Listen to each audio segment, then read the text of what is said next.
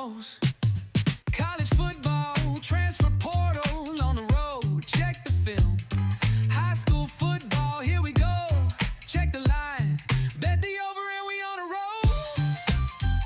A little bit of UFC and all the money flow. I said your friends don't know, but Rico knows. I said your friends don't know, but Rico knows. I said your friends don't know, but Rico knows. I said your friends don't know, but Rico knows. Your friends don't know, but Rico knows. And your friends don't know, but Rico knows. And your friends don't know, but Rico knows. And your friends don't know.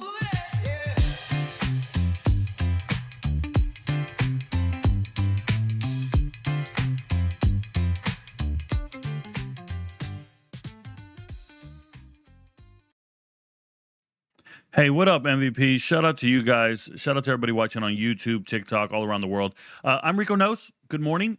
Week 12 just finished, and I want to apologize right up front to all the MVPs out there. I didn't get enough time to do the research for the results show, so we're going to just wing it, and we're going to go through it.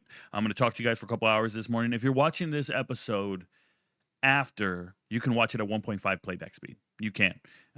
And you'll be able to get all the information in a timely manner. But we're going to sit in here. You're going to get to see some of the sausage being made and what we're doing and how we're doing it. What an eventful day. What a great night. If you don't know, UFC 322 took place. I already put that results show out on YouTube. We hit on every single lock. We hit on every single parlay. And it was a tremendous night for the UFC bettors out there. Remember, it's game day for college football 13 weeks out of the year.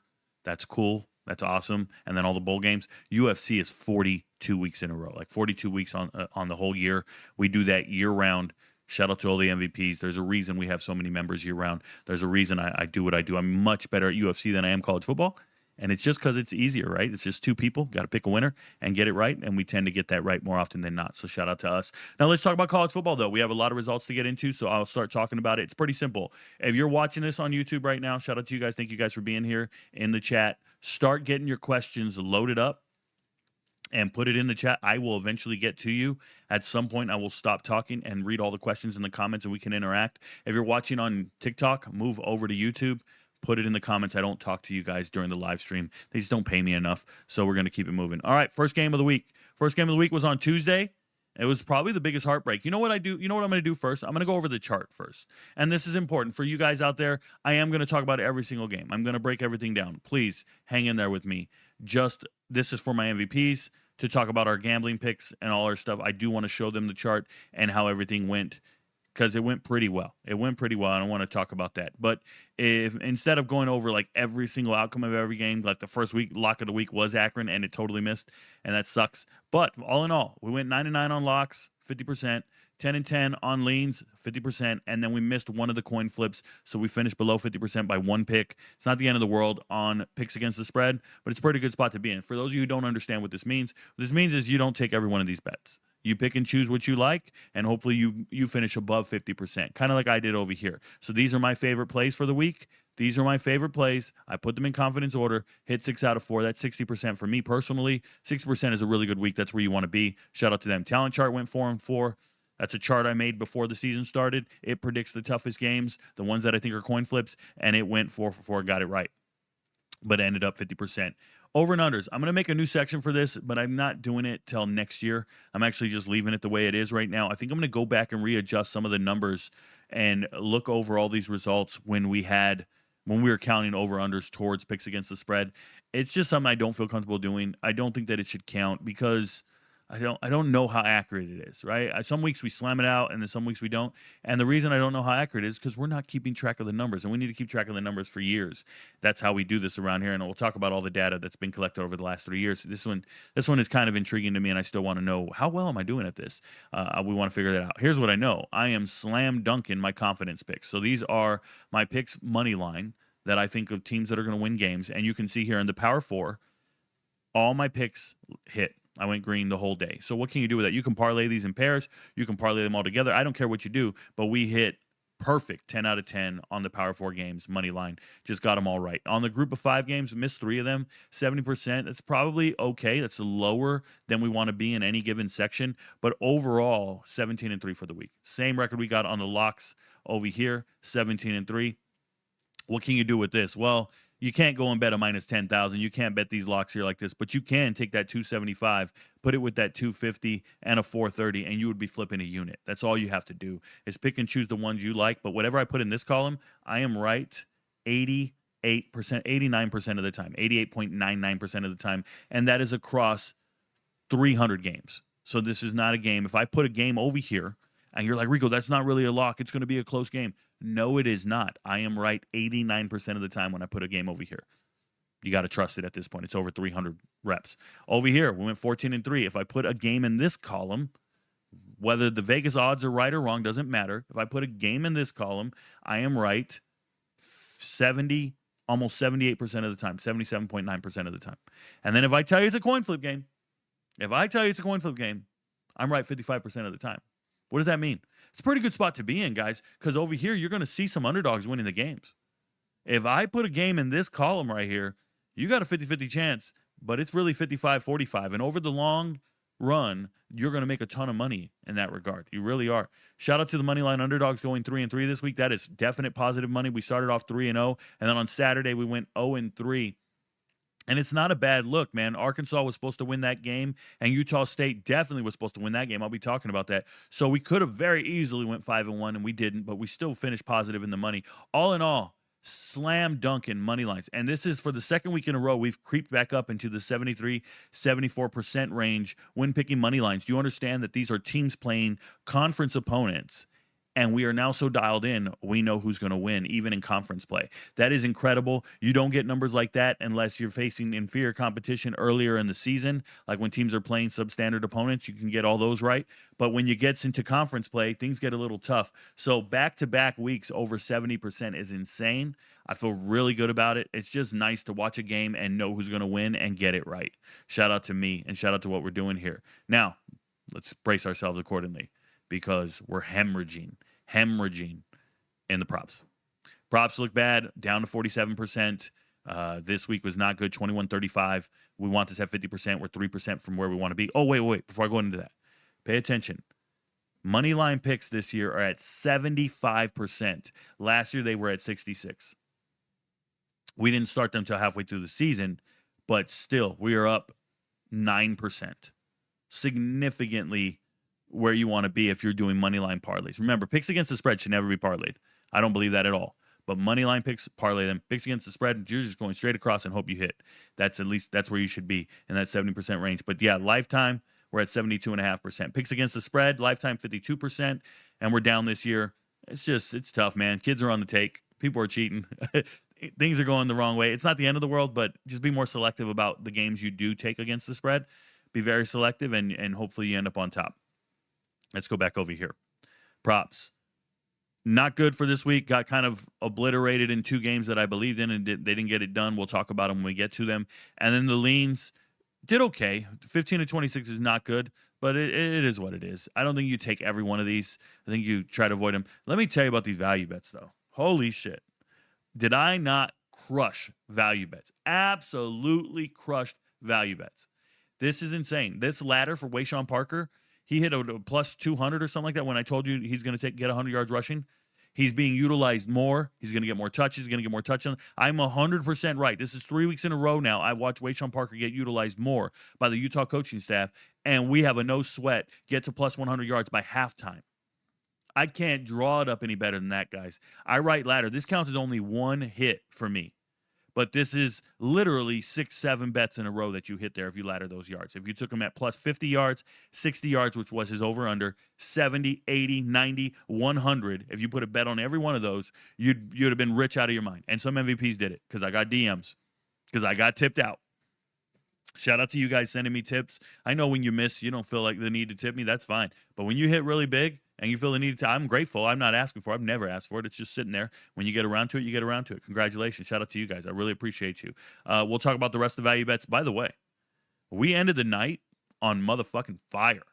On fire, we ended the night. If you were going to bed, if you were betting the spread and going to bed, we finished strong. We had the last 3 alt spreads that you could have parlayed. We had the last 2 value bets in the BYU game smash. That's a plus 219 and a plus 145. We had the last 3 bets on the Vegas got it wrong corner smash. If you go back over here, the money line, San Diego State covers the spread. So does Washington State. So does BYU. So does Missouri. So does Fresno State. 5 games in a row covering the spread. Didn't miss. By the way, money lines, same thing. We just started going green at the end of the night. So right at the end of the night, you should have been cashing in, especially if you crushed on UFC, which we know we crushed on UFC. Congratulations, MVP. So all in all, the only thing I'm a little disappointed about are the alternate spreads and yards. These are things you're supposed to be able to parlay. I didn't hit at a good enough rate. Went 31 and 20. I want to do even better. So I want to see this percentage somewhere around 68, 70%, because if you're going to be parlaying these, there was only one stretch where you could have really went ham, and it was the Memphis game against ECU. Definitely know all the players. You should have slam dunked that game with these props right here. I had a 50-yard, and I intentionally made it attractive to you. 50 yards, 50 yards, 50 yards for a running back, wide receiver, and all of it hit. That was just, I know those teams really well. Remember, I know the group of 5 better than anybody in America. So that's where we're at on this. All right, let's go talk about these teams. Once again, I didn't watch all the games. We were live streaming UFC 322, so I was watching the fights, and I might have been watching one of the afternoon or the evening games at a time. I have 4 up on the screen in front of me, but I'm focused on the fights. They're up there. I might miss an injury. I might miss a star play or whatever. So I have to go back and watch these games. I watch all these games during the week, and then I go back and it helps me refine and assess my assessments. You won't hear about it till Friday when I do the final video. But during the week, there are games on Tuesday, Wednesday, Thursday, and Friday. I make individual videos for these games. And weekday games, we don't miss. I mean, it's pretty crazy. I'm missing this one in overtime. Got this right, got this right, got this right, got this right. You get what I'm saying? Like, we just don't miss on weekday games. It's incredible. Every year this happens. Every year I go on an insane run where I'll be like 22-3 on weekday games. Saturdays, it's a bloodbath because I have to try to assess 50 games all in one day. It's really difficult. But weekday games, we rock the fuck out. So, first game of the week, Kent State against Akron. I picked Akron. I thought it was a lock. I think Akron has a way better team than Kent State. They didn't come out to play like that. This boy, Ben Finley, threw all over the yard. He really did. He had a tremendous day. This Marcel Williams kid, Marcel Williams here, over 206 yards receiving. Now, he might have got injured towards the end of the game because he didn't show up in overtime. He didn't show up towards the end of the game. But this is Akron going out there and doing whatever the hell they want to do on offense. And it didn't matter. Because we had, I think, a special teams touchdown, or it wasn't a special team touchdown. It was, I was going to say DeColdis Crawford. No, DeRillis Clark breaking like he's the fastest guy on the field, and he's gone. And Akron's defense just did not come out to implement their will. They had a miracle to get this game to overtime to begin with, an absolute miracle. I wanted to go to bed, and then they score 18 points in the fourth quarter and send it to overtime, and then they don't get it done in overtime just to give us blue balls, bro. Give me blue balls. Can't stand you. There's a girl out there. Oh, I used to have this girlfriend like that. She would text me all day. Text me some of the craziest things to make me want to go home. Yeah, I can't wait to get home. She'd text all the, and then I get home and she'd be like, oh, I'm tired. I'd be like, yo, you need to get the fuck out of my life, bro. You are wasting my time. I'm serious. I broke up with her over that. Anyways, so shout out to Akron, laying an egg as a lock. You can't trust these MAC teams. It's MAC football. It's a fucking Tuesday. Don't get your feelings hurt. Don't be mad about it. It's just, it is what it is. It's life, man. It's teenagers. They're going to let you down. There's a lot more I want to say about these games, but I'm just going to skim over them because we got a lot to talk about. There's a lot of games this week. Ohio, Western Michigan. We took Western Michigan. I just trust that Ohio's not the same team on the road. They're great at home, not the same team on the road. And in a coin flip game, I'm going to rock a Western Michigan who looks like a really good team in the MAC. When you really go back and study their results from previous weeks, they're it. Now, watching this game, it's weird. Western Michigan is good because of their defense. I didn't see that coming. I actually like their offense in the preseason. They do have 2 really good running backs.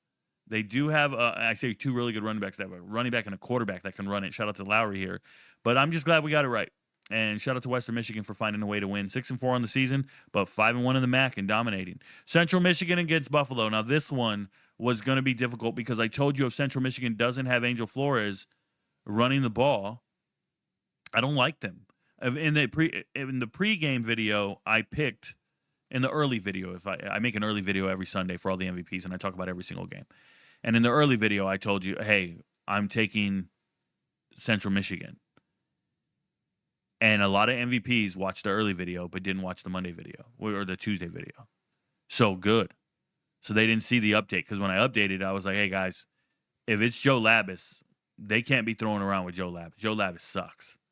He doesn't throw well. So some MVPs were still on Central Michigan from the early video, even though I flipped come 2 days later. Now, how often do I flip? Well, we have it highlighted in red whenever I flip it. Maybe twice in 100 games, I might flip twice. And this is one of those situations where I flipped. Not proud of it.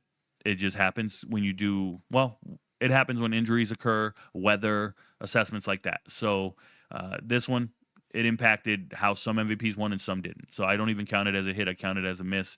But on the card or on the chart, it might have been a hit in some areas and a miss in another. It is what it is. The reality is Buffalo is not who you think they are. Buffalo does not have an identity on their offense. They don't understand what they're trying to do. They go out here and throw with a quarterback who can't throw. Roberson, they just keep throwing over and over and over and over. And while you have advantages at Victor Snow and McMillan, and it's just still, that's not who you are. You should be a blue-collar team from fucking Buffalo, line up and smash people in the mouth. And you know who actually does that? Central Michigan. Now, in this particular game, Central Michigan didn't run the ball every down like they're supposed to. They were throwing it, which was crazy, but we hit on a bunch of props because of this. We got it right. We got a number of props right, and shout out to MVPs if you cashed in, you made well. The biggest bet of the night was Northern Illinois to cover against UMass. These are terrible teams, right? Northern Illinois supposedly terrible. I don't think Northern Illinois is terrible. I think they're just undermanned, outgunned right now. They got a great coaching staff. They got great culture and camaraderie. They know who they are and what they are. They just don't have it. They just don't have the dogs right now. That's fine. They're still a good team. They're still a good staff. And UMass is the complete opposite. I don't think UMass can beat 40 FCS teams. I don't think UMass is any good. UMass is just fucking terrible. They shot off fireworks after scoring a field goal. They're trash and real trash. It's not good. One thing I will say about Northern Illinois, they came into this game with a different quarterback. His name was Macon. He's this kid over here. He's a dual threat kid, tall, lanky, kind of skinny. He was able to run. He was able to catch the corner and do it. Now, it was UMass, so don't get too excited, but it was fine. It was good enough. I liked it. No, a little disappointed with Telly Johnson. I think he got injured in the game. But other than that, man, shout out to Northern Illinois. BTA UMass, easiest no sweat of the night lock. Congratulations. Next game. Hey, what up, DeQuan Finn? DeQuan Finn, if you don't know DeQuan Finn, he quit on Miami of Ohio. This was supposed to be a rematch. He's supposed to be playing his old team. He should have been the quarterback here. But they told me he was getting himself ready for the NFL draft. Dude's no longer on the team. He's just quit. DeQuan Finn, dodging the smoke, man. Unreal. Doesn't want to help a team get to the MAC championship. Doesn't want to help them do anything. And he's getting ready for the NFL. The dude's not getting drafted. It's a fucking waste of my time. Toledo beat the hell out of Miami of Ohio because they have no offense. They can't move the ball. And Toledo has an exceptional secondary. Now, on offense, Tucker Gleason still frustrates the hell out of me. Doesn't do everything he needs to. But Chip Trainum's too good to be at Toledo. And it shows. When Chip Trainum's healthy, he can go out there and move the ball. He's good. Wait for Cam Perry to hit the transfer portal. He'll be playing on one of your favorite teams next year, and then you'll believe in him. But shout out to Toledo. We got that right, and we never liked them. ODU took them to beat Troy. Pretty simple. I thought Troy would be a little closer, though. I think I had Troy on an alternate spread at plus 17.5. It wasn't even that close. They don't have what it takes. They have two quarterbacks, and they can't figure out which one to trust, either Gilchrist or Crowder. Like, it's just, they're not there. Don't believe in Troy. No, they're missing pieces. And then ODU is exceptional. ODU is really good. It just so happens that there's better teams in the Sun Belt than them, but they're really good. ODU is, and forgive the location timer, but they're the Penn State of the Sun Belt. Like, you're really good, and people should believe in you, and no one should be saying anything negative about you.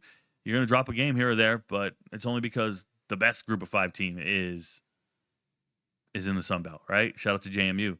So, easy win. Shout out to ODU. Colton Joseph still missed a lot of passes, but he played well. Then Friday night. Friday night. I thought Minnesota would be a little more competitive with Oregon, but it didn't matter. I told MVPs the only bet to make is Jordan Davison anytime touchdown. It was a minus 155. I felt it was free. You should be putting multiple units on this bet. MVPs, if you listened, congratulations, because that's what it was about. He scored 2 touchdowns before halftime. I think it was the easiest call ever. I also had a parlay with Winnington scoring a touchdown and Davison. You put them together.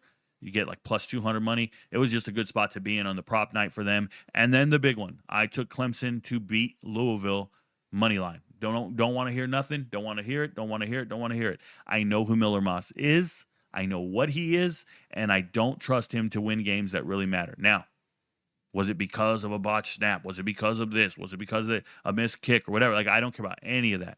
All I care about is results, and we got it right. Shout out to Clemson, money line. Thank you. I'm not too crazy, but we were on it like crazy. All right. Now, before I get into Saturday's games, I'm going to jump to the chat real quick just so you guys know I'm here, talk to you guys, and then we'll move on. Shout out to you guys. So, chat, not much to say. That's fine. I like it. Let's go to properties. Not properties. I'm sorry. I'm in the wrong box. I'm the only one running the show here. It is what it is. If you got questions, comments, concerns, anything, move over to YouTube, drop it in the chat. I will get to you. I will respond. We don't read TikTok chat. Hunter Edwards. Is that your name? Hunter Edwards? Hunter Edwards says, shout out ODU. Yeah, man, we got that right. ODU dominated on Thursday. They're a really good team. Congratulations. Shout out to them. Hey, Rico, what up? Leaks, FN Leaks, 325. I appreciate you. Salt and SWAT says, spread was rough this week. And if you avoided those landmines, you really homered. Yep. Shout out to all those who picked the right meal this week. Yeah, man, it sucks because I had a lot of, I had resources on South Florida over Navy, and I probably shouldn't have. We got to respect Navy. We got to respect a team with a winning culture and a winning record. We shouldn't have done that. I could have very easily faded FAU instead because I thoroughly believe in Tulane just the same, right? So self-reflection is important, and sitting down and understanding where you went wrong, and that is where I vividly went wrong for me, and that would have helped out the whole week for sure. So it is what it is. Gary Clark says he went 8 out of 10. Congratulations. Oh, on the spreads. Awesome stuff, Gary Clark. Rico was on fire this weekend with football and UFC. I was, man. I went to bed pretty happy. I really did. We had a tremendous day Saturday. I know for Kim and I personally, I try not to rub it in when I know other people are missing, but we had a wonderful Saturday. So pretty good. Pretty good stuff where we're at. Shout out to you. My ladder is on the Wins channel. Shout out to Salt and the SWAT. He did a ladder. The Wins channel, if you don't know, the MVPs, when they win money, they come to the Discord server. I'll show you guys. They come over here and they go straight to this Wins channel and they start posting. And they look at this. Salt and the SWAT, another great Saturday for the Master Chef. Look at this ladder he has. And if you click in here, it's going to be Wayshawn Parker, and it's going to be for 100 yards at plus 265. Yeah, I told you it was a plus 260. He hit him for 90 yards, 80 yards, 70 yards. You see, it only counts as one winning bet for me. But as you can see here, he won multiple bets with it. Wayshawn Parker, anytime touchdown and 50 yards. Just flipping units all day long. That's what the MVPs are doing here. They're flipping units for days. So if you look, Salt and SWAT has so many entries. He's a volume better, but shout out to him. Other MVPs, they ate just fine, taking A&M and Navy, taking BYU, San Diego State, and UNLV, and then South Carolina, right? I don't know what that was, covering the spread maybe. They just have, you're going to see all these guys and what they won, giving me shout-outs and salutes. I appreciate them. Rico knows, Rico knows, Rico knows. One guy went ham. This one was pretty good. He took Wayshawn Parker over rushing yards, put 950 on it, won himself $1,700. So another guy, SJP, he did player props. Remember, the information I give you, you can apply it to any sports book. It doesn't matter. And he applied it to whatever he was on, underdogs or all them other things, and he went ahead and flipped himself some units. Shout out to the MVPs who apply the information and get it right, and it feels pretty good. Yeah. Remember, UFC. My God, there's just so many things in there that I can't miss, and the MVPs are feasting because of it, and I appreciate them. It's a good life to live, man. Shout out to you guys. Appreciate you, Salt and SWAT. There's my boy ML Kid. Myron says, hey, shout out to Rico for that Ewing recommendation in the Discord chat. Yes, UFC. Malcolm Wellmaker was fighting a kid on a debut. His name is Ewing, and I let all the MVPs know Malcolm Wellmaker, despite being an undefeated fighter, is not a very good fighter. When you watch him fundamentally in the cage, he's not where it's at. I'm going to be on a guy with 2 days' notice, underdog. I'm just going to take him because I know that he's a good fighter. I know that he's fundamentally sound. I know that he's winning fights. And this other guy, Wellmaker, is all hype, and it's no shade to anybody, but I got this. And I was right. And I'm glad if you hit. Shout out to you. How do you think the loss will impact Miami of Ohio going forward? Shout out to Salt and the SWAT. How do I think the loss will impact the Miami of Ohio going forward? So I don't think it really matters. They weren't going to be that good anyways. They weren't going to win the games that matter, but they'll be fine. I think it helps their culture. I think it helps their team, right? Chuck Martin, hell of a head coach. I think it helps them know who's going to be in this locker room and who's really about the team, putting team first type stuff. I think that helps. It also could help with recruiting because, they're going to need your help and come in and do it. But other than that, it doesn't give you the best chance to win every Saturday. But did they have the best chance to win? I was really low on Miami of Ohio coming into the season just because of all the departures on defense and offensive line and some other things. I just felt like they lost all their tremendous skill players to the transfer portal. Let's be honest. When you lose your starting wide receivers to Minnesota and Texas Tech, what are you supposed to do? What are you supposed to do? So then you lost your best defender to graduation. It's just tough. I think they'll be okay. We'll still fade them every chance we get. Mason McFarland says, thank you. I'm trying to figure out why I can't read my chat. It just, maybe my vision's going bad. Maybe I need to make this bigger. I'm sorry, guys. I'm one man. I will figure it out. We're here. Back to what we said here. Mason McFarland said, thank you for that. I went with Clemson as well. Congratulations, man. Shout out to you, and you're very welcome. Nemo says, Bird Ficklin cooking again. Utah needs to pay him and Bray a good amount of money to keep them there. He's talking about Utah. I told you guys weeks ago, not weeks ago, months ago, I watched Bird Ficklin in junk time for Utah, and I said, yo, that dude's real. They have a running back named Bray as well. Both of these guys are the future of Utah football. Yes, they'll be paid, and they should be retained on that roster for sure. Very good players. Shout out to him. Solna Swat says, yup, volume betting, half units everywhere. Congratulations, man. Never fade Cam Cook. My boy Drum, Jacksonville State running back Cam Cook. We'll get to it when we get to it. He dominated, and they won their game against Kennesaw State, who, by the way, Kennesaw, they got their record on scrubs, apparently. And when it got to the better part of the Conference USA, they've had their hands full. Shout out to them. The Kamario Taylor, Blake Shapen quarterback situation is why these coaches get canned. Too many bipolar decisions from week to week, shaking my head. Yeah, you don't know what's going on. You just show up and a new guy's starting and a new guy's on the field. And some of these coaches, and no shade to these coaches, because I do talk to the coaches on Twitter. I do assist them as best I can. I'm not a defensive or offensive analyst for these college teams. So I don't provide them with the information on tendencies from other schools. I see it when I'm watching film. I can just see it. And I can read. You guys, if you ever watch the games with me, I'll just be like, oh, this is going to be this. Well, I just call it I instantly because I watch so much of their film. I hope the teams are doing the same thing. We're not at practice. We don't know what they see at practice. We don't know if they're trying to give a kid a chance because they don't want to lose him to NIL or what it is. But I can tell you that with the landscape of college football and trying to keep everybody, what's the word? Trying to keep everybody satisfied. I think you acquiesce. Maybe you guys don't know that word, acquiesce. Acquiesce means to give in. I think you acquiesce and try to please too many people. And in this particular case, you'll see a game where a college football coach just starts playing players that you're just like, what the fuck, bro? Why is this game on here? And remember, if the player hasn't played in more than 4 games, then they can count it as a redshirt. So they're just going to give people experience, especially if the season's gone. They're going to let them get reps, in-game reps. All of a sudden, they're just letting them play. And it's going to hurt your bets. It's going to hurt your stuff all day long. Yeah, shout out to you. Took a bad beat with the Texas A&M game. I had them minus 2.5, and the fumble at the end killed it. Still had a great UFC Saturday. Shout out to you, Water Given. Sorry about your bad beat.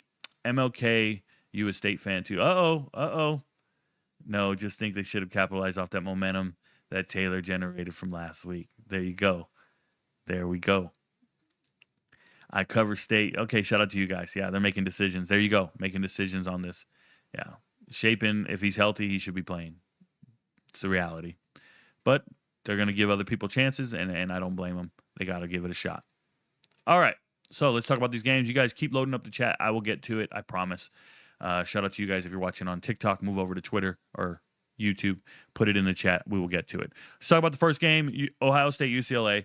UCLA announced that they had to go with a backup quarterback going into this game. Ohio State doing what they wanted to do. They called the dogs off.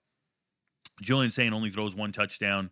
It wasn't a big deal. They didn't involve all their wide receivers. I think Jeremiah Smith might be injured because they showed him limping. I don't know if that's true or not, but he was limping. Bo Jackson carries the load in the running back room. So did Peoples. I think Peoples jumped over somebody, something like that.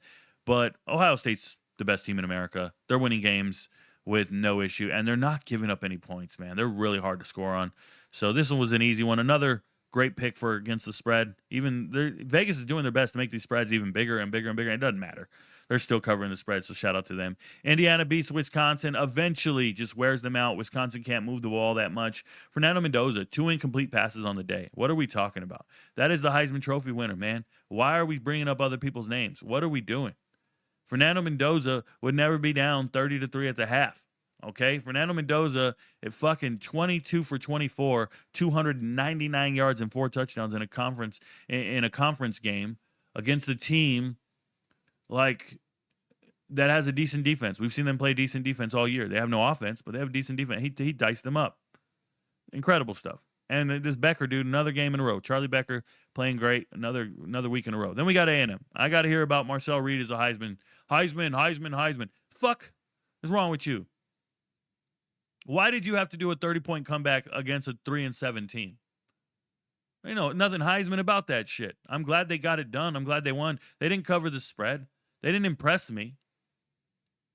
All right, the culture's great. Shout out to Texas A&M and the 12th man. You know, at halftime, you're down by 27 and no one left. No one left that stadium. No one left. They stayed, they cheered them on, and they got it done. And then somebody wrote to me on Twitter and said, of course no one left. There's nothing to do outside of Kyle Field. There's nothing to do for 100 miles. And I was like, yes, there is. I did a Google search. There are about 12 rub and tugs within 5 miles of Kyle Field. You can go get yourself a massage and leave the game. I'm just letting them know. Don't tell me there's nothing to do within 100 miles. You go get yourself rubbed out. Another thing I want to talk about is these A&M fans. How dumb are these A&M fans? I wrote a tweet, and my tweet was Texas A&M down 27 at the half, which they were, and not a single person left. Not one person left. I said that's a winning culture. I am praising Texas A&M. That is a winning culture. Do you guys understand that this got 1.5K likes? That's a lot of likes for me on Twitter. I don't have a lot of followers on Twitter, only about 8,000. Okay. But let's go read the comments from Texas A&M fans. Let's do it together. They said, you sit on a throne of lies. These are A&M fans. They read this, and they think I am taking a shot at them. They are so jaded in their mind. They think they're being attacked. This is like when you're in a toxic relationship, right? You ever been in a toxic relationship? I mean, you've been in one of these motherfuckers. And you look at your girl, and you're like, and she comes home, and you go, hey, where you been? And she's like, what do you mean where I've been? I wasn't where you thought I was. I wasn't doing anything. Like, you don't trust me? And you're just looking at her like, holy shit. All I asked is where you been. Like, I'm not, there's no accusation here. It's just, where you been? That's it. I'm not trying to be confrontational in any way. I was just curious where you been. Give me a list of places you went. That's cool. I'm curious. Oh, I was at the store. Oh, what store? Was there any sales? Like, I'm just curious. I want to live vicariously through you. I didn't get to go where you went. I'm telling you, man, I had a girlfriend. What did I say to her? I remember she was on the phone, and I wanted to talk to her about something, but I didn't want to talk to her about a particular topic. It was a little touchy. It was like, you shouldn't bring this up in mixed company or around somebody. It might have been something like, it's just for us. So I looked at her and I said, hey, I got something I want to tell you. And she was like, okay. And then I said, but who are you on the phone with? Because I didn't want to say it in front of that person that she was on the phone with. And she looked at me and goes, I'm on the phone with my friend. First off, why you got to say my friend? Why don't I just say who it is? Like, just give me a name. Why are you saying my friend? Why are we prolonging this insecurity or this issue here? But you see, that's the way you guys got to get rid of them slick bitches. Like, you got to get rid of them, bro. When they start going, I'm on the phone with my friend, and they can't name the friend or tell you what it is, they're just doing this shit. They're not doing their best to alleviate the problem. You're in a toxic relationship to begin with. But why can't I ask you who you're on the phone with? I'm not being upset or anything. I just need to know how long this conversation is going to last. I need to know how important it is. Are you on the phone with your mom? Because I don't want to say something sexual with your mom on the phone. You on the phone with a coworker? Because I don't want to say something about your coworker if you're on the phone with your coworker. So who are you on the phone with? I'm not saying it in an aggressive way. People don't understand. I'm telling Texas A&M that nobody left. Not a single person left, and that's a winning culture. And these motherfuckers attacked me and said, you sit on a throne of lies. You may know TikTok, but you certainly don't know ball. Brother, what? These are A&M fans. And I'm explaining it to them again. It's not hard to grasp. The team was down 27 at the half, and no one left the stadium. They stayed and cheered for their team. That's a winning culture. What's the problem? This girl wrote, funny, I was there and I didn't see anyone leaving. Neither did I. I told you, no one left. I didn't see anyone leaving. You must have been watching another game. We don't leave. Faith. Bro, I said no one left. What are they talking about? Stadium stays full, clown. I told them no one left. It's crazy. Total and complete lie. Not a single person left. All 108,000 were still there to see us win. I just asked them, are you illiterate? I have been flooded with all these comments. Saw a lot of butts and seats, just saying. I said no one left. Kind of weird the way you worded this. Seems sarcastic. What are they talking about? That cop left because there's nothing else to do. Really? Or the city bus stopped running until the game was over? Let's reply. What does this have to do with fans supporting their team till the final whistle?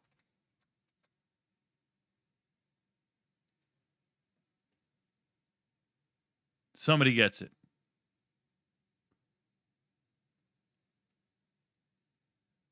It's incredible how all these idiots, and there's so many comments underneath the comments.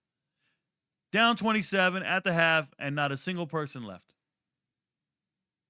That's winning culture. I was impressed by Texas A&M. Their fans? Fucking illiterate morons.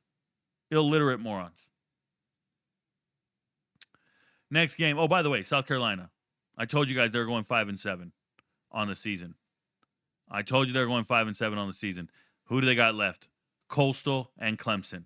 They got a chance to go 5-7 on the season. They got a chance. I think in the preseason, I had them beating. Who did I have them beating out of all this mess? Probably none of these teams. No, maybe Vanderbilt. I think they were supposed to be Vanderbilt, and then they would beat Coastal, and they would be at 5. So I had them 5-7, and I saw them ranked top 25. Remember that? I saw them ranked top 25, and I was like, guys, this is terrible. I started making videos about it. I started writing about it on Twitter, and I got attacked by everybody. They were like, hey, name a team that's not going to be in the top 25 by the end of the year, and I was like, South Carolina. But I could have said Clemson and Penn State, and I would have been right, and I didn't. And I had them motherfuckers in the playoffs for $1,000. That's right. I put $1,000 on Clemson, Penn State to make the playoffs. Parlayed it. I'll never see that $1,000 again. I just got to smile. Oh, it's brutal, bro. Oh, it's brutal. Some of them futures bets hurt my soul. Hurt my soul. Oklahoma, Alabama. Oklahoma, I had them winning 9 games. They're winning. They've won 8 now. They just beat Alabama. I did not see this coming. I mean, I saw it coming. I mean, they're competitive. It's a tough game. It sucks because I had Alabama winning, but they didn't get it done. It's a damn shame. I want to talk to Alabama about their kicker, though. You got a kicker cussing out the long snapper? Motherfucker, if the holder gets the ball down, you kick it. You don't get to blame the long snapper. You kick it. Now, it got blocked. People aren't talking about it, but it actually got blocked. But I don't want to see a kicker chewing out a long snapper. That's not happening, bro. You don't get to chew out anybody. You're a motherfucking kicker, bro. I'll punch you in the throat before the locker room. I'm telling you right now, we're scrapping on the field right there. I'm just letting you know. Shout out to Oklahoma. Good defense. Played well. Got enough field goals to win the game.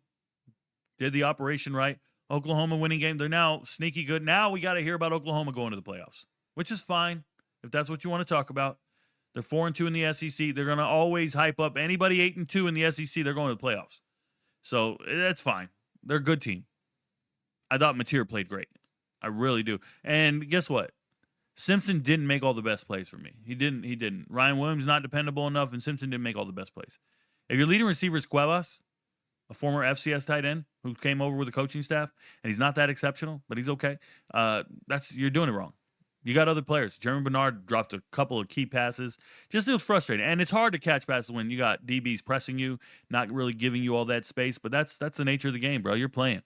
Go get it done. Speaking of go get it done, what up, Gunnar Stockton? Gunnar Stockton's dicing these cats up. Texas fell apart, man. That lack of offense. Ryan Wingo scores 1 touchdown, and that's it. But that lack of offense, lack of consistency, it's not going to get it done. And if you have Texas as a team and you're throwing 43 times with Arch Manning, you're never going to win. That guy can't be – he's a game manager at best. He can't be throwing it 43 times a game and you're going to win. No way. I don't care if you're trailing.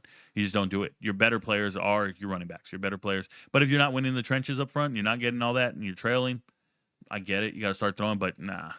Georgia pours it on in the fourth quarter. It makes his score look completely lopsided. It wasn't this lopsided of a game. Going into the fourth, it was 14-10, and I think it was a pretty competitive game. But Texas now has 3 losses. And everyone's going to say Texas is still a playoff team. Okay. If they're a playoff team with 3 losses, you're going to have some explaining to do. You really are. Because then that means you're going to put them ahead of some of these 2-loss SEC teams. And more importantly, they would have to beat Texas A&M to get to that magic number. Then maybe they deserve it, right, if they beat A&M. But that's all it is. It's just a bunch of bullshit. It's a bunch of bullshit, man. I wouldn't put Texas in over SMU. I wouldn't. F them cats. I wouldn't put Texas in over Utah. Texas has terrible players, man. Terrible offense. They're stout defense, but terrible offense, and then they just fall apart because the offense is so bad. Guess who doesn't have a terrible team? That Texas Tech team is underrated, and they are amazing. UCF playing with a bunch of backups. Texas Tech playing with a bunch of studs. That's what it is. Go look at UCF starters. They weren't starters at previous schools. They're all backups. They transferred to UCF because they couldn't start at previous schools.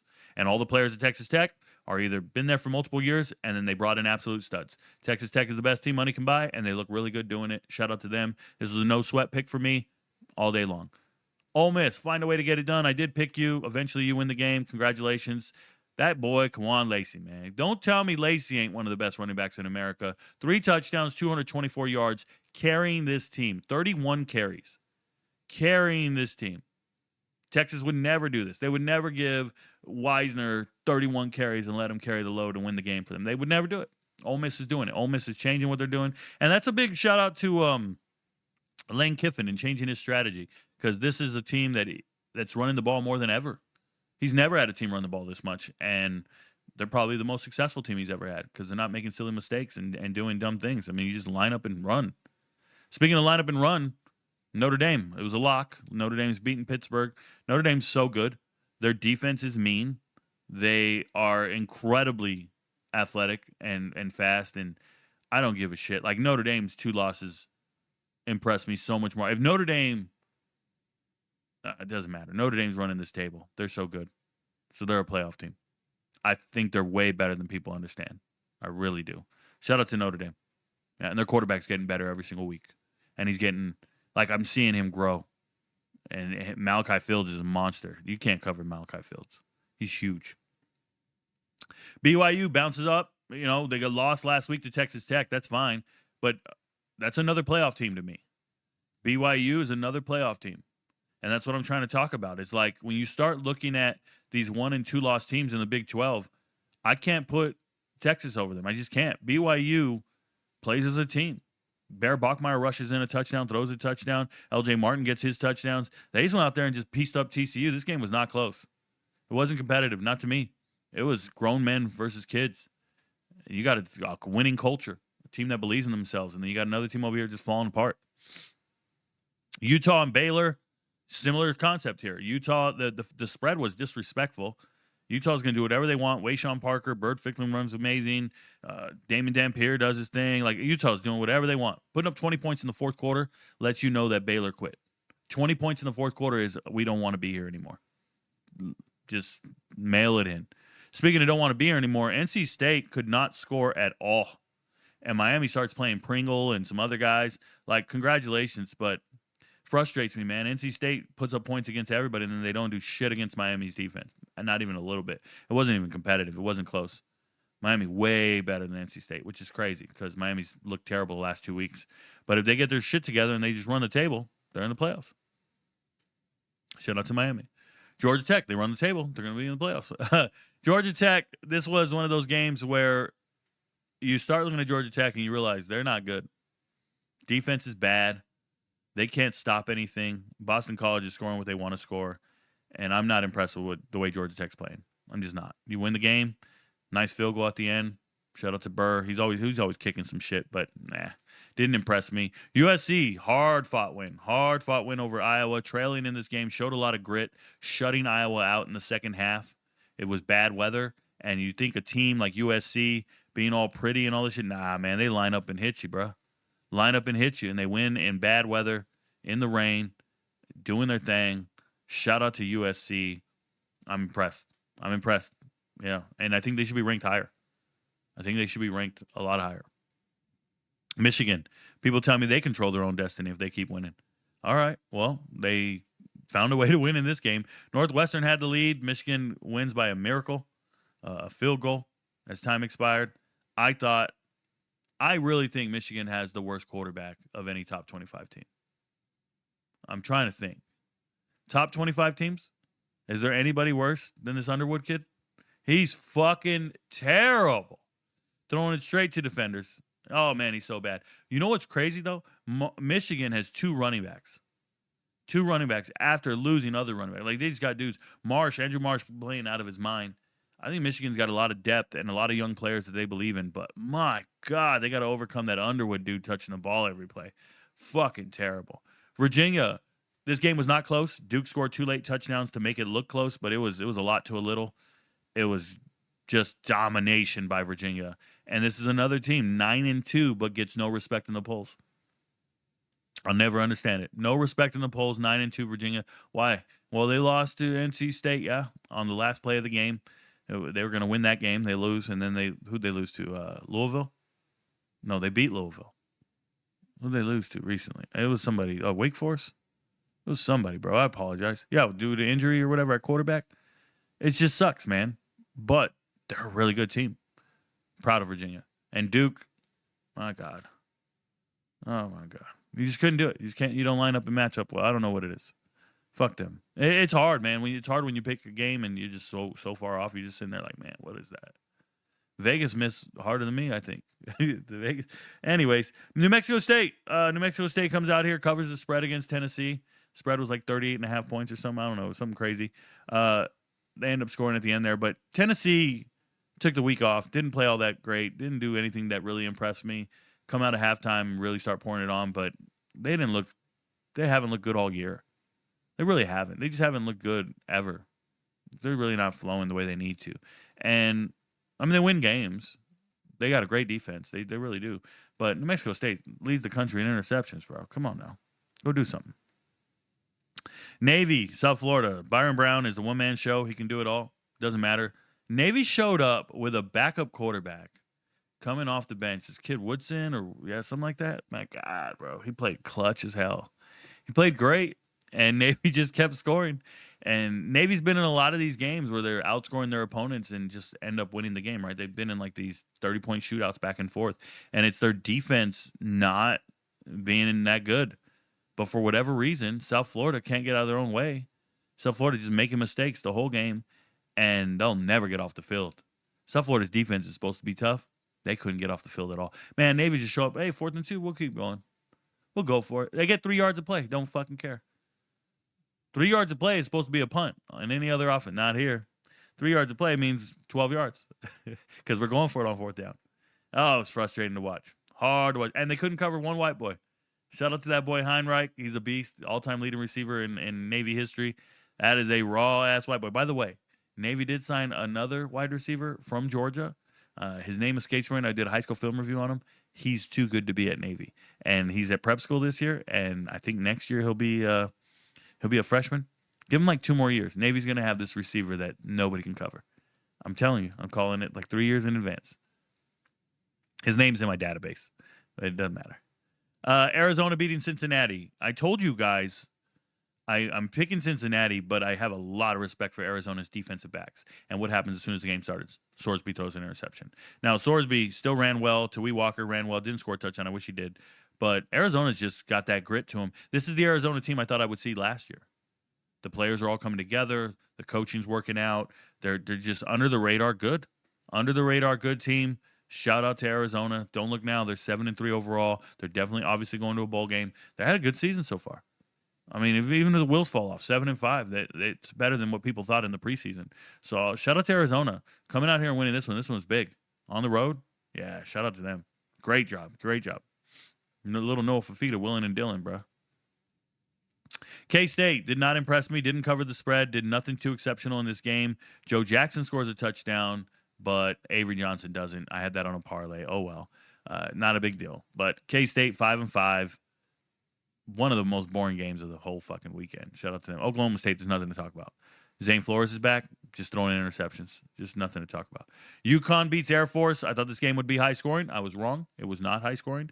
Cam Edwards does have too much juice for most group of 5 defenses, and he showed it out. He got it done. And Fagnano finally throws an interception. All that shit about no interceptions, all this. Fagnano did not carry this team to victory. It was the running game. It was all Cam Edwards. I like the way he ran. He's got too much juice for you. And Air Force, I want to say Liam Zarka, did he get injured in the game? I got to go back and watch. But it was not showing out, was not playing when I looked. So it is what it is. UTSA Charlotte. Do you guys remember the video? I remember the video. I made it on Friday.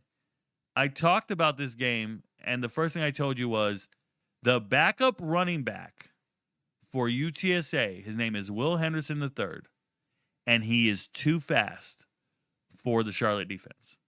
This is the type of analysis that will make you rich if you guys understand what's going to happen here. So you have a star running back in Robert Henry for this game, and he loses a bunch of yards on one carry. It was crazy. But he finishes the game with 8 carries, 1 yard. I don't care about that. What I care about is I told you the backup running back has a speed advantage that cannot be duplicated or cannot be stopped by this Charlotte defense. It just won't happen. He's too fast. And sure enough, Will Henderson gets 19 carries, 185 yards, and a touchdown. Averages 10 yards a carry. You can't do what I do.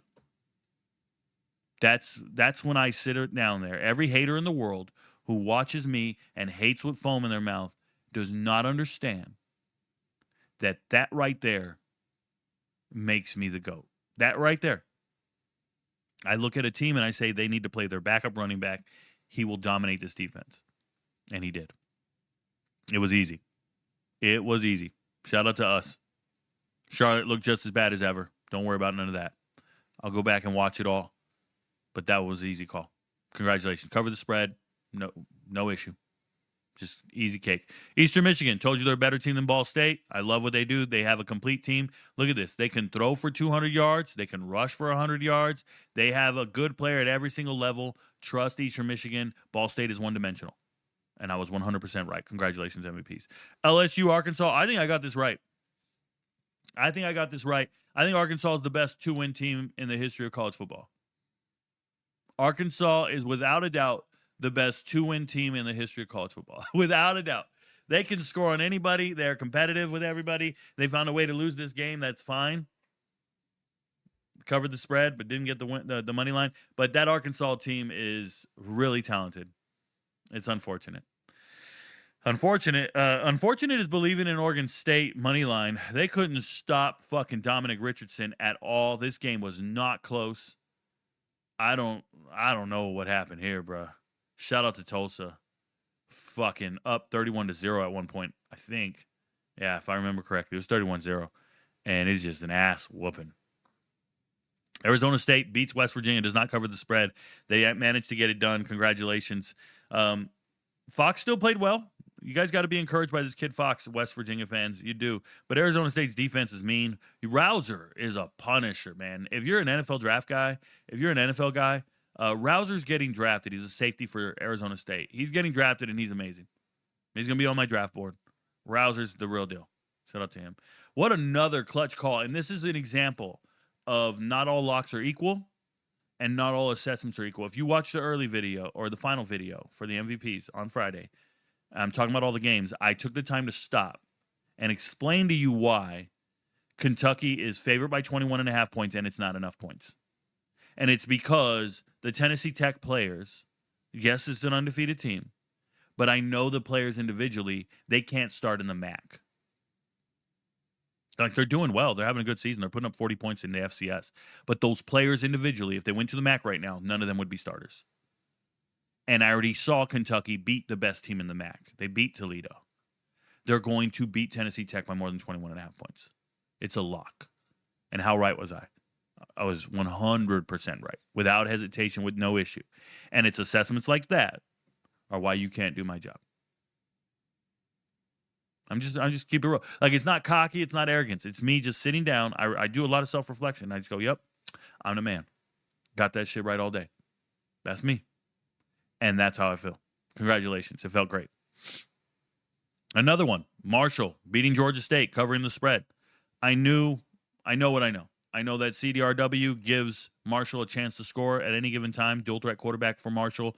I understand Georgia State is trying to find an answer at quarterback. They're running TJ Finley out there. Nobody likes TJ Finley, but they still have Simmons running the rock. He ran well.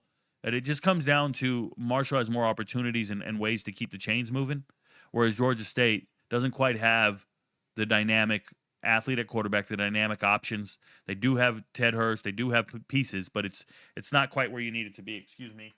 And I also think that the locker room at Georgia State is probably shattered, right? When you look at Marshall going into the season, no one thought very highly of Marshall.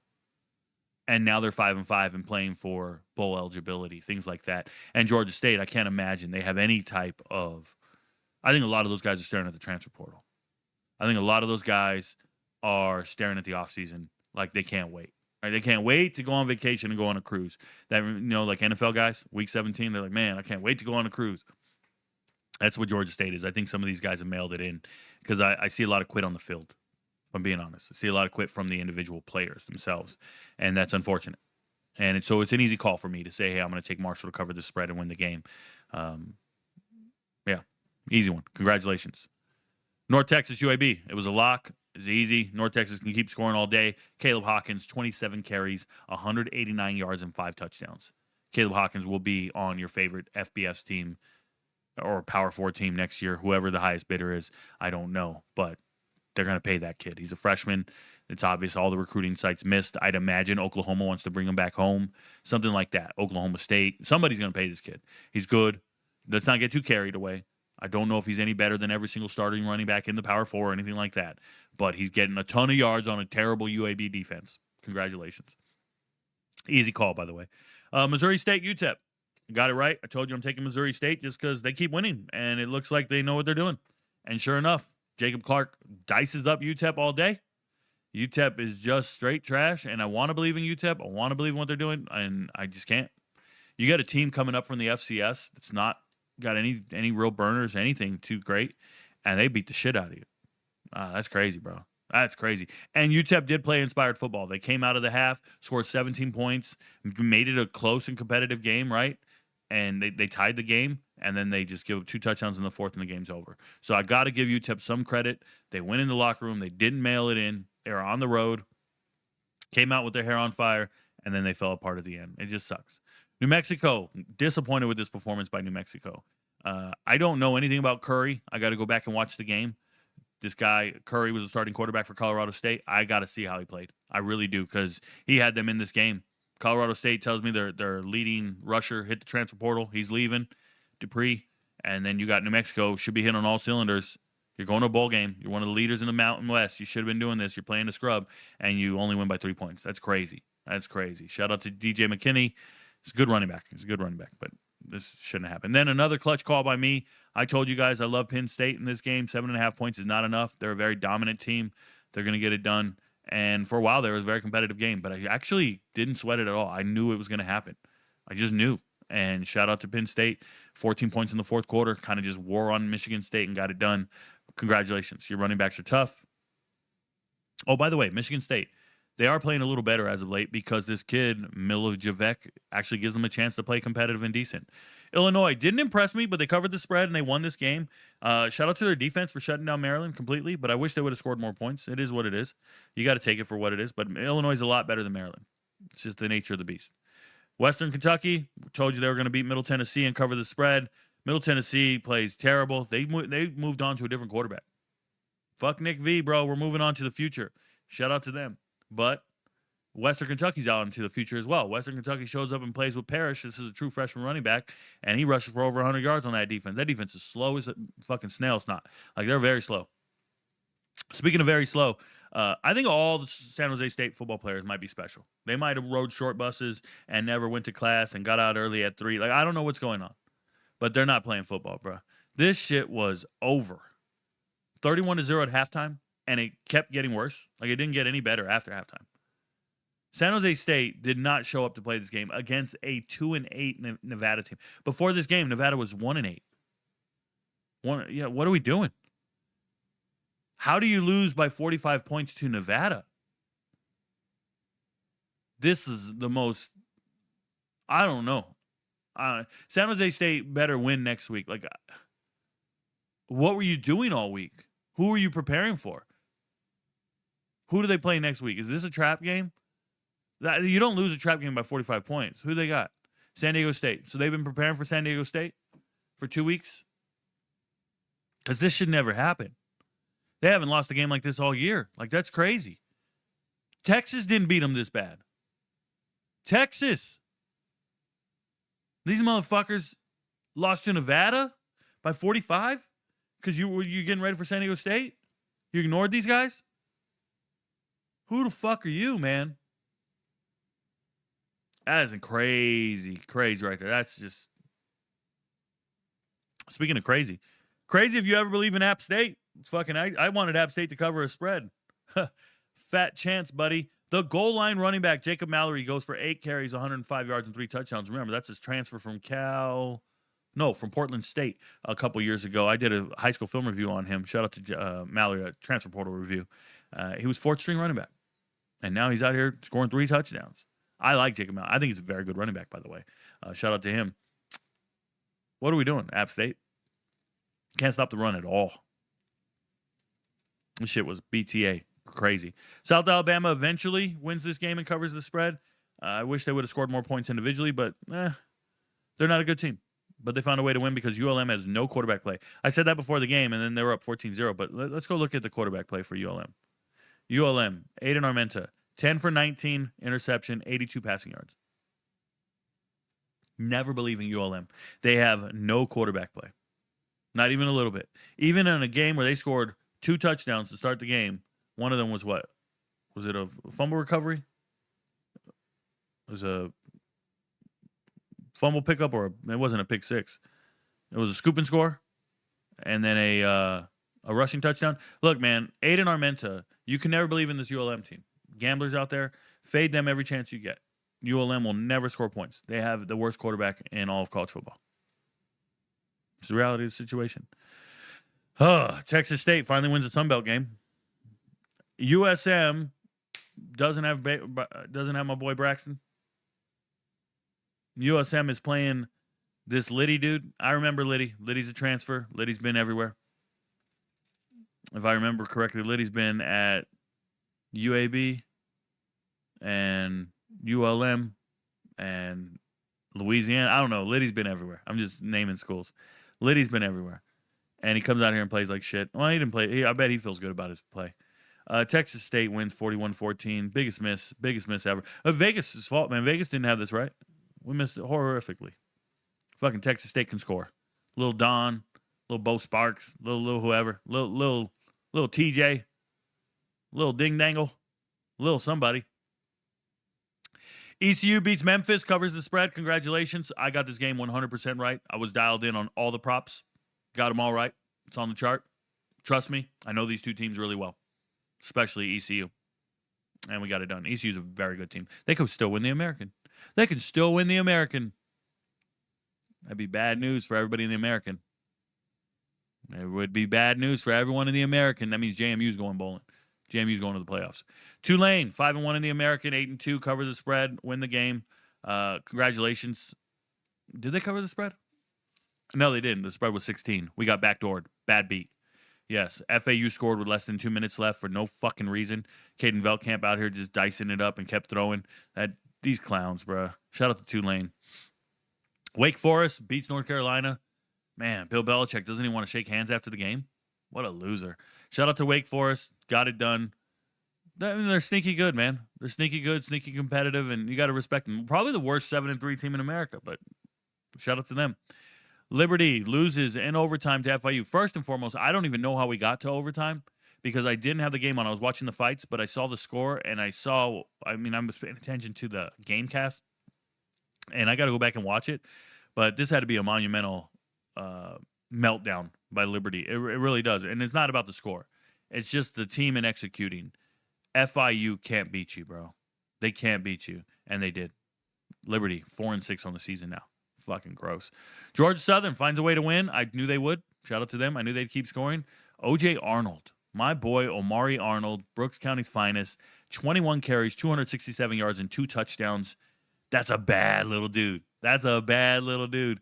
Shout out to him. He's been lifting. He's getting stronger. He's breaking through tackles. He's doing things, and he's got the juice to go. Shout out to Georgia Southern.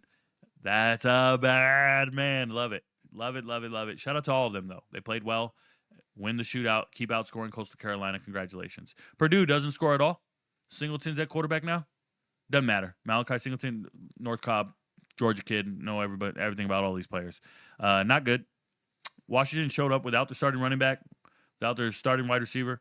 Didn't matter. They just kept scoring, and this game was not close. Purdue's got a bad product out there. Remember, I had Purdue winning less than 3.5 games, and it was a lock. You remember that one? You remember that one? Shout out to the MVPs. Next game, Delaware finds a way to lose to Sam Houston. I don't know what the fuck this is about, man. What do you want me to do? Shout out to Sam Houston. They win the second game in a row. They probably feeling really good. They're on a winning streak. And Delaware, they want to start petitioning for a bowl game. You got to win 6 games, bro. They don't want to hear from you. Win 6 games first, and then you can start petitioning. UNLV beats Utah State. We should have won this game. I had Utah State money line. I knew Utah State was winning this game. And my God, they missed so many field goals that they shouldn't have in overtime at the end of regulation. I mean, there's even a point where UNLV misses the first field goal in overtime, and now all Utah State has to do is make a field goal and they win the game, and they miss. Man, it just breaks my heart. Breaks my heart because that's a good read on me. And I picked a 5-5 team to win. They were 5-4 at the time. And nobody else was picking them but me. And I got it wrong. Florida State beats Virginia Tech by 20. Congratulations. I don't know what to say. Florida State doesn't impress me, neither does Virginia Tech. Missouri fucking runs all over Mississippi State. This is bad news. Blake Shapen plays bad. I understand. Everybody wants to see the backup. But the reality is how is Ahmad Hardy rushing for 300 yards on 25 carries? If I see 300 yards, it better be 30, 40 carries. No, it was 25 carries. That's crazy. Missouri go out there and just get it done. Missouri's a 7-3 unranked team. Rightfully so. But they're a very good 7-3 team. They really are. Shout out to them. Kennesaw State, the fakest 7-3 team in America, apparently. Losing to Jacksonville State. Never fade Cam Cook. He ends up rushing for 132 yards. Carries his team to victory. This Odom kid, I like him. I like Amari Odom. He throws 3 interceptions in the game. That can't happen. I bet Chad Kelly's loving himself, loving his life. They are undefeated in Conference USA play. And he's not the greatest coach in the world, theoretically. But, man, those kids are playing hard. They got pieces together. It's Conference USA. Jacksonville State looking like the best team in Conference USA. Speaking of Conference USA, if you leave that conference, you're not winning anywhere else, and that's La Tech. La Tech tried to go play Washington State. They didn't look good doing it. It was an easy call for me. This was a lock. Washington State was beating La Tech. Was it a lock? I know I picked it against the spread and the money line. I just liked Washington State to beat La Tech. Got it right. Another game I got right. This was a lock. San Diego State minus 1.5 points over Boise State. Boise State has this quarterback. His name is Cutforth over here. Womp womp. Dude's boo-boo. Dude's boo-boo. He's bubble guts. Shout out to San Diego State. Easy call. Just keep running the rock. You're not that great. Your quarterback's not that great either in Dingle, but they got pieces. Identical. But they got pieces out here, and San Diego State's got a stout defense. Probably the best team in the Mountain West, which is crazy because there's no offense out there. It's nuts. Fresno State beating Wyoming. Called that one as well. Took it. Conklin's not a good quarterback for Fresno State. He's playing bad, but you can go out there and do it, man. Just be tough. find a way to win, have the right culture, and Wyoming's offense is fucking one of the worst. One of the worst offenses out there. Remember I believed in them to beat Akron and they barely did it, like 10-0? Yeah, that's Wyoming for you, bro. They're bad. So shout out to them. All right, covered all the games. Going to go to chat one last time before we wrap up the show. If you have a question, comment, you're watching on TikTok, move over to YouTube, drop it in. We'll be talking to everybody here. Let's end it on a good note. I think NFL might be starting soon. All right, let me interact with this and move it back up. I don't know where we're at. We should be pretty good. Elko contract extension made the team wake up looking at their wallets. Yeah, a lot of people probably... I think a lot of these coaches are spending the week, instead of preparing for their opponents, they're working with their agents and trying to get more money, claiming they need more buyout, or you need to sign me to an extension. I'm getting interest from Arkansas and Penn State, so you got to give me a raise. I'm getting interest from South Florida because they're going to backfill Golish. They gave me a call, have their friend type up an email and say I'm getting interest. Look, you took Arizona over Cincy because of your analysis of their secondary. Started yesterday off with a good vibes for sure. Oh, shout out to you, man. And that's important, man. Some of the MVPs, they listen to the analysis, they listen to what I have to say, and that might spark them to go a different way. I picked Cincinnati, so I miss, but a lot of MVPs out there picked Arizona. I know Dave in Arizona always picks Arizona, and then, some people listen to the analysis and they go pick it their way. That's why my record doesn't matter. Your record matters. Rico, what was your picks against the spread? It doesn't matter. What was yours? We make yours better. That's what we're here to do. My picks against the spread, I went 6-4. I'm happy with it. I was extremely ecstatic with my picks against the spread because I know that they weren't all equal. When I say 6-4, that doesn't mean I put 6 units on those 6 winners and 4 units on those losers. No, I put multiple units on some other things. I put multiple units on a prop bet for rushing yards on Wayshawn Parker. I put multiple units on other things. So that's why I feel really good about where I'm at. The difference is I try not to brag about it because I know some of my customers are losing. And that's their problem. But I try not to rub it in your face. And you're just going to see me eating ribeye steaks all week. You're going to see me eating tomahawks. That's just who I am. But shout out to you guys. The cop bumping into Nicholas Harbor was nasty. I don't think it's that big of a deal, right?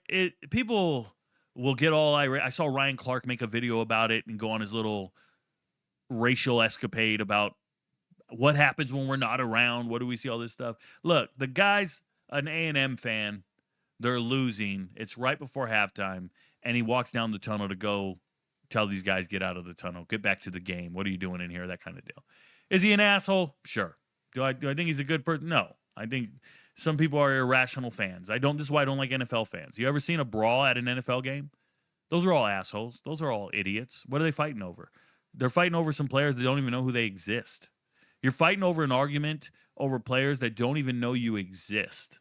So for that cop to be on camera, the fact that he was in uniform, what if it was just a regular civilian who went down the tunnel and bumped into some guys? Like, we wouldn't be blowing it out of proportion, but because he was in uniform and what he supposedly represents, which is, I don't know, good order and discipline, right? It just looks bad. Now, I don't think it's nasty. I just think the guy's an idiot. Like, seriously, just get that guy out of the fucking stadium and keep it moving. Do I think he should lose his job? No, I hope he does his job really well.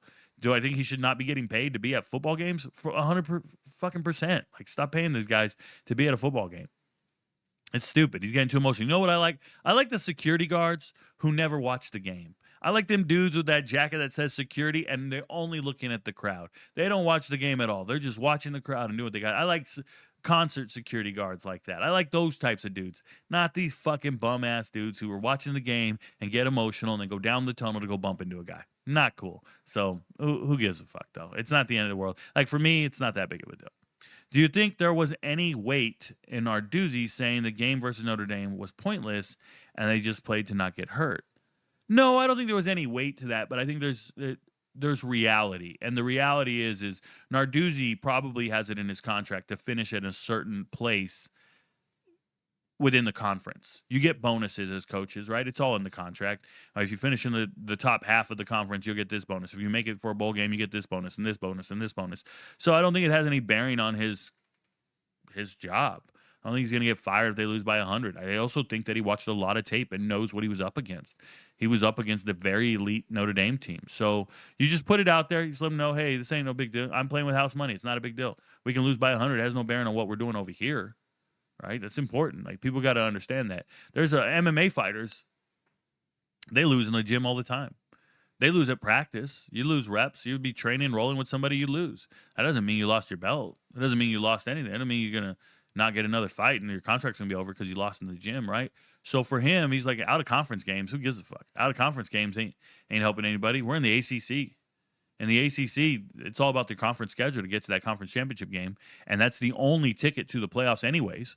Nobody's getting these at-large bids, so what are we talking about? So get to the championship game and win that joint. So they're still in that driver's seat. They're still doing okay there. So no, I don't think it's fine. I think every team's doing the best they can to win, but keep it in perspective for sure. I think Texas Tech, BYU, and Utah all deserve to be in the playoffs. Yeah, I do. I think they're all pretty good. I think they're all up there. They got to win. They got to have winning records. They can't have more than 2 losses. But if they have 2 losses, those 3 teams are elite. Yeah, they belong up there. Kudos to Kentucky for turning their season, and they may get bowl eligible. Will not be surprised they beat Louisville to get bowl eligibility. Yeah, so it's about finding the right quarterback. Kudos to Kentucky, but at the same time, that's the same team that paid money to Calzada when you had Cutter Boley on your team. Assess your talent properly. Cutter Boley's a hell of a much better quarterback. Gives you the best chance to win. You want to get kudos and you want to be in your job. The only reason Stoops isn't getting fired is because they can't afford the buyout. That's it. If they could afford the buyout, he'd be gone. Shout out to Kentucky. The Big 12 does not deserve 3 teams in the playoffs. Well, when you look at the records and the rankings, I completely disagree. They have 3 teams in the top 15 right now. That means they deserve to have 3 teams in the playoffs. It's that simple. When you start looking at them, especially if Utah wins the conference, right? When you start looking at it, Utah is 13, BYU is 12, Texas Tech is 6.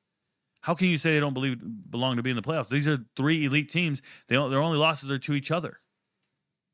It's no different than the 3 elite teams in another conference, and their only losses are to each other. It's no different from the SEC teams losing to each other and only each other. No different at all. Shout out to those 3 teams. Very, very good teams. Yep, you just had the wrong perception of them because you're gassing up South Carolina and Kentucky and Vanderbilt and Florida. And you're not gassing up Baylor and TCU. You don't have the same respect for those teams. But the elite teams are the elite teams. Never forget, 2 years ago, Ole Miss played Texas Tech in a bowl game and got absolutely fucking demolished when they were nationally ranked. Demolished. It wasn't even competitive. Oh, well, they opted out. They didn't want to play. They weren't motivated to win. Da, da, da. I got to hear that every fucking week. So the teams who lose in the SEC aren't motivated to win. The teams who win, well, they're motivated and they're elite. Doesn't make any sense. There are 3 really, really good teams in the Big 12. Nobody wants to play them. Nobody. Utah beat the hell out of Baylor way more than Auburn beat Baylor. Way more. This wasn't even a competitive game. They beat the hell out of them, way more impressive than Auburn beat Baylor. Oh, Rico, what are you saying? What I'm saying is that Auburn will play a competitive game in the SEC, and you'll be like, well, it's the SEC, and Auburn's really good. Well, Auburn sucks in the SEC. Everybody beats Auburn. No, they don't beat the hell out of them. No, it's a competitive game. And I got to hear about how good they are. It's a double standard. It's an incredible double standard. Horrible spot on 4th and 1. Oh, I don't know what game that was that you're making reference to. I apologize. By the time we got here, I don't remember. But shout out to them. O.J. Arnold, Drinkowitz, Penn State, collision course. I think OJ's a singer this year. Mississippi State didn't touch Hardy for 5 to 10 yards every time he touched the rock. This is correct. Any chance Mendoza comes back to IU for his senior year? I would hope not. Nah, that's not a realistic thing. You getting first overall pick hype. You getting first round hype money? Dude, you go get the 30, 40 million. You go get it. And you suck if you suck. Anthony Richardson got paid. He sucks. But he got paid, right? You go get the pick 3rd overall. Go get paid, bro. That's the whole goal of this whole thing. All these guys, they didn't start playing football to be national champions. They didn't start playing football to be an all-time great at Indiana. No, they started playing football for a dream to play in the NFL and gain generational wealth. If you get that moment, go do it. If you hear about it, go do it. 2 years ago, I heard about who was the quarterback at Miami.